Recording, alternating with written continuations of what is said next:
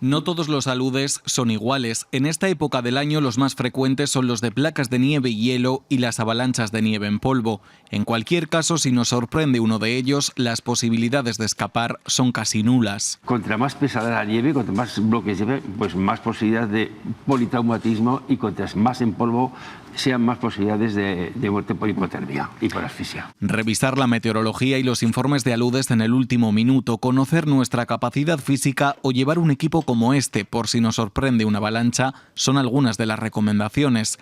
La popularidad de la montaña ha aumentado y con ella también la llegada de personas poco experimentadas. Por eso se hace una llamada a crear una cultura de la responsabilidad.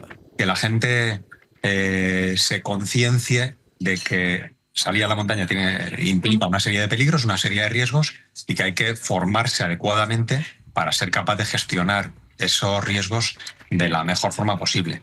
En caso de no estar preparado, los expertos recomiendan contratar los servicios de un guía de montaña profesional para desarrollar la actividad con seguridad.